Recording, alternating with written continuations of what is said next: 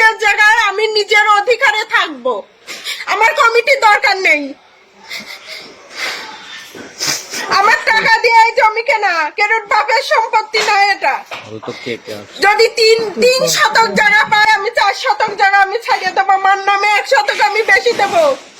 এ পর্যন্ত যতদিন আইছি কমিটি যখন যেটা চাইছে সেখন দেওয়ার চেষ্টা করছি, দিছি, কিন্তু কমিটির এই অত্যাচার আমার এখন আর মানে নেওয়া সম্ভব না।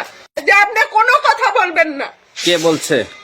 কমিটির যে আরো ভাইরা আছে, বড় ভাইরা, তারা এসে কেবল এইসব হুমকি দিয়ে গেল। শুধু আমার না, আমাদের সবার দাবি ইওনো মহোদয়ের কাছে জানি আমাদের মানে গেটটা একটু বড় করে দেয়, তদন্ত করে, এবং আমরা যাতে ভালোভাবে চলাফেরা করতে পারি, এবং আমরা মারা গেলে জানি আমাদের খাটিয়াটা সুন্দরভাবে বেরোনোর ব্যবস্থা হয়, এরকম একটা দাবি আমার থাকলো। এই বিষয়টা কি কমিটির সঙ্গে কথা বলেছেন আপনারা? কমিটির সাথে আমিও ছিলাম, এবং আমার অনেকে বড় ভাইয়েরা ছিল, তারা গেছিল, তারা 5 ফিট জায়গা রাখতে চাইছিল। একজন তো ওখানে একটা কাঠি গাড়ি দিয়ে গেল 5 ফিটের, কিন্তু তারপরে স্বীকার করে পরের দিন এসে আবার 4 ফিটের কথা বলতেছে, যে 4 ফিটের একটু বেশিও হবে না। প্রথমে 5 ফিটের কথা, হ্যাঁ 5 ফিটের কথা বলে গেছে, পরের দিন তারা আবার মিটিং ডেকে আবার এটা অন্যরকম করে ফেলেছে। এই বিষয়টা এখন এমতো অবস্থায় আমরা তখন বলছি যে আচ্ছা ঠিক আছে, আপনারা এটা যেহেতু বড় করতেছেন না, আমাদের গেটটা একটু বড় করে দেন, যাতে অন্তত পক্ষে আমরা মারা গেলে পারে আমাদের খাটিয়াটা সুন্দরভাবে বের করে নিতে পারে। তারা কি বলেছে? এমতো অবস্থায় বলছে যে না, কোনোভাবেই এই গেটটা বড় করা যাবে না। কমিটির মানুষ এসে বললো টিওনো হচ্ছে সারিয়ে দিয়ে যাবে এই জায়গায় হচ্ছে আপনি বালু খোয়া দিয়ে আমার জায়গাটা ভরা ছিল, জল দিয়ে চলে গেছে, জল দিয়েছে কমিটিওয়ালারা, চলে গেছে। তা আমি বলছি এই জায়গাটা একটু সারিয়ে দেবেন, তারা বলতেছে এই জায়গাটা কমিটি হচ্ছে টিওনো সাহেব এসে সারিয়ে দেবে। তাহলে এখানে টিওনের কথা আসতেছে কিভাবে? টিওনো ছাড়বে কিসের জন্য? আর বলতেছে আমার বাড়িতে নাকি কালীবাড়ির হচ্ছে 3 শতক জায়গা আছে, যদি 3 শতক থাকে মাপে দেখুক, আমি 4 শতক জায়গা ছাড়িয়ে দেবো, আমি মার নামে আর 1 শতক জায়গা বেশি দেব। আমার এই কমিটির জায়গায় আমার থাকার কোনো উদ্দেশ্য না, আমি কমিটির ভালো ছাড়া খারাপ চাই না, আমি তার জন্য আর 1 শতক জায়গা আমি নিজের থেকে ছাড়িয়ে দেবো, তারা যেন আসে মাপে দেখে যায়। এটা আমার কেনা টাকা দিয়ে কেনা সম্পত্তি, 3 শতক 4 পয়েন্ট।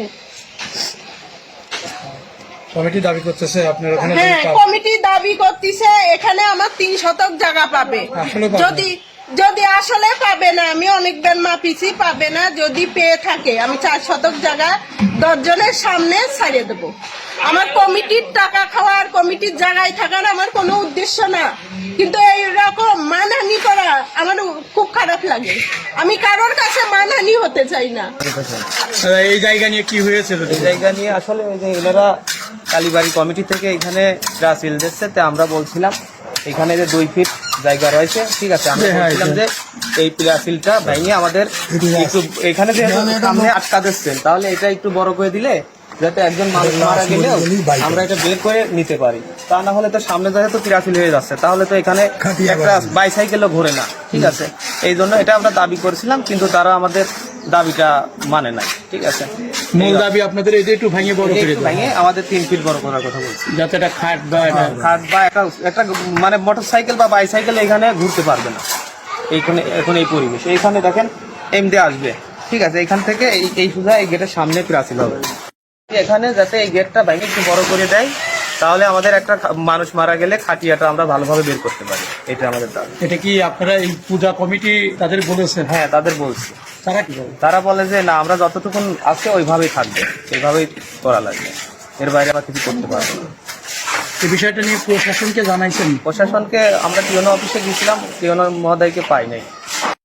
আমাদের বয়স হয়ে গেছে, আমরা মরে যাব, আমাদের কিভাবে নিতে নিয়ে আমার কবরস্থানে নিয়ে যাবে, আমরা এটা কমিটির কাজ বলেছি, কমিটিরা এটা দিতে ইচ্ছুক না।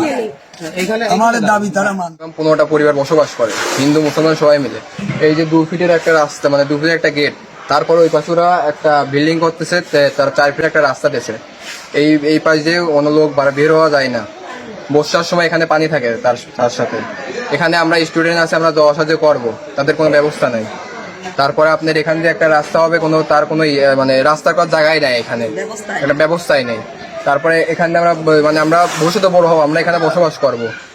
তাহলে আমাদের এখানে রাস্তা নিয়ে উঠতে যাতে আসতে পারবো না, বাইরে থেকে কেউ আসতে পারবে না এখানে ভিতরে, বা একটা অ্যাম্বুলেন্স, একটা আপনার ফায়ার সার্ভিসের গাড়ি, কোনো গাড়ি এগুলো আসতে পারে না। এখানে দেখা গেল একটা অঘটন ঘটে গেল, বলা যায় না সেই টাইমে কি হবে। আমাদের একটা লাশ পর্যন্ত বের হতে পারে না এই পাশে। তার জন্য আমাদের একটাই দাবি, পিওনো মহোদয়ের কাছে এখানে এসে খুঁটিয়ে দেখুক, এখানে একটা রাস্তার ব্যবস্থা করুক এবং আমাদের এই গেটটা অনেক বড় করুক, এটা আমরা চাই। একটু বড় চাই, যাতে আমরা মরে গেলে পারে খাটিয়াটা যাতে বের করে ভালো করে নিয়ে যেতে পারে, এইটাই আমি চাই। আর হচ্ছে একটা মোটর সাইকেল বের করতে পারে না, একটা সাইকেল বের করতে পারে না, অল্প একটু জায়গা, এর ভিতর একটা লোকই বাড়াতে পারে না। মোটর সাইকেল বাই করে কেমন, সাইকেল বাই করবি কেমন।